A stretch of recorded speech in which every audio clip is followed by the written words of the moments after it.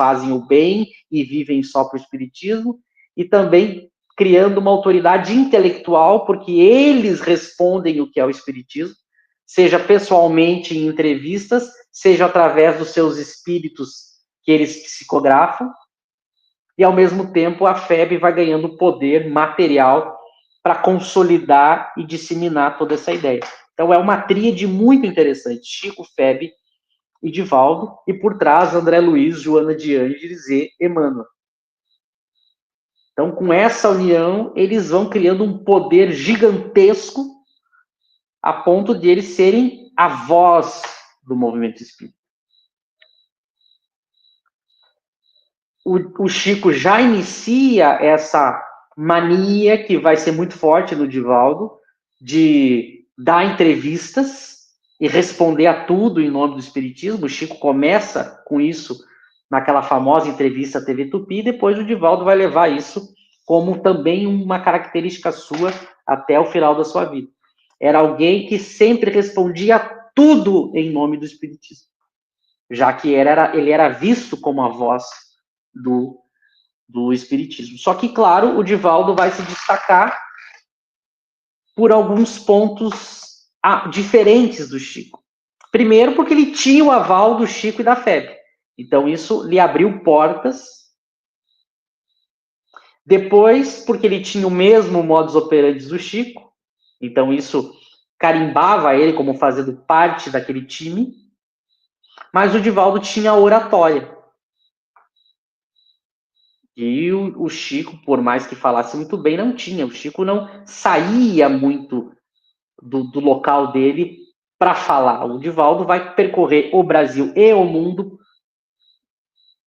com uma oratória impecável. E veja que eu estou falando da forma, do talento da forma, e não estamos discutindo conteúdo. Ninguém tinha capacidade da oratória do Divaldo. Então, por tudo isso que ele já representava e mais a capacidade da oratória, o Divaldo, então, se consolida como essa voz que fala em nome do espiritismo e tem toda uma autoridade por trás o sustentando. O que acontece é que os anos vão passando, todo mundo já sabia que o Divaldo seria considerado um sucessor do Chico. Quando o Chico morre em 2002, a FEB e o chiquismo, esse modelo de espiritismo, que vai absolutamente desprezar Kardec, o conceito básico de todo esse século XX, desses personagens que eu estou falando fizeram, eles absolutamente vão desprezar Kardec, diminuir Kardec e praticamente esquecer que Kardec existiu e só falar em Jesus. A Jesus e eles. No meio, Kardec praticamente não existiu, ele foi um simples codificador que foi superado depois, foi evoluído depois por outros espíritos. Então, a principal função dessas... Eles conseguiram criar uma autoridade, falar em nome do espiritismo, criar um novo modelo de espiritismo e de entendimento do espiritismo, onde Kardec não fazia parte.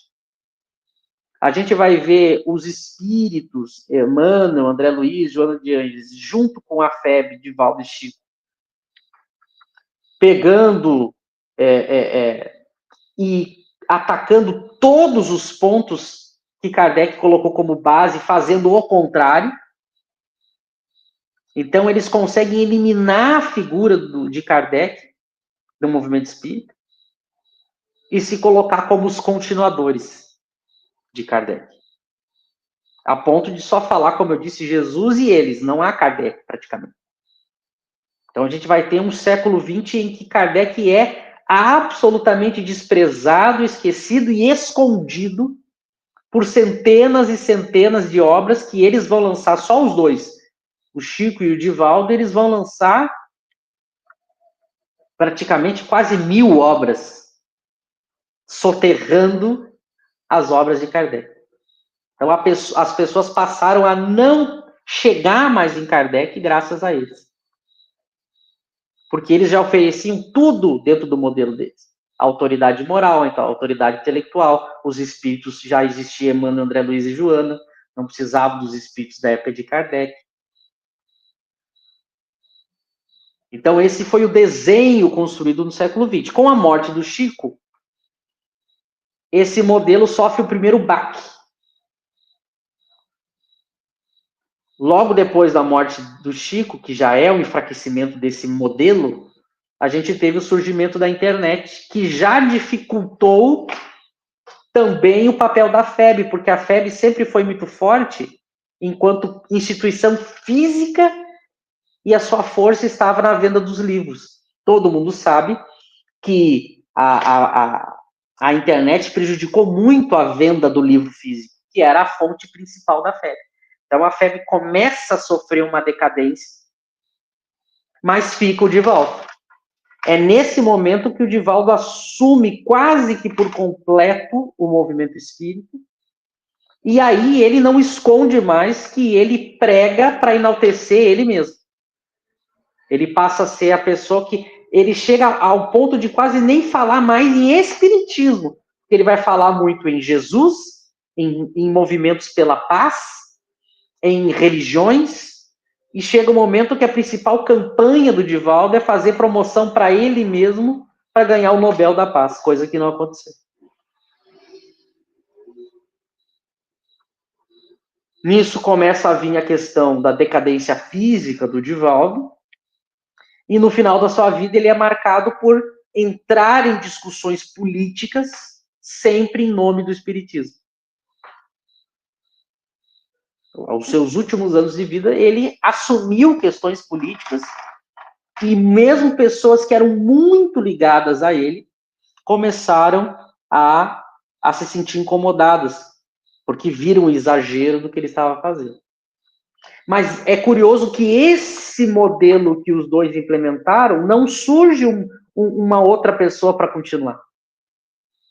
O Divaldo tenta, de uma certa maneira, sustentar o Haroldo Dutra, como essa personagem que ele sustenta, entre aspas, politicamente, em que ele apresenta para o movimento espírita, ou seja, ele passa o bastão de uma certa forma, mas o Haroldo, mesmo com isso, embora tenha ganhado notoriedade no meio espírita graças a isso, ele não é como o Chico, como o Divaldo, ele já não tem mais o mesmo modus operandi, e a gente nota que o modelo vai enfraquecendo ainda mais.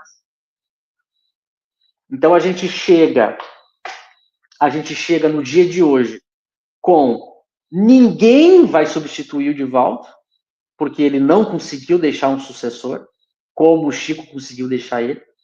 Então é mais um momento de decadência e fim dessa era que se construiu no século XX, porque eles não continuaram, esse modelo está em decadência, a FEB está em decadência material e sem representatividade, ela ainda... O que ainda sustenta a FEB foi o que ela construiu no século XX, mas não tem nada de novo que esteja dando força para a FEB.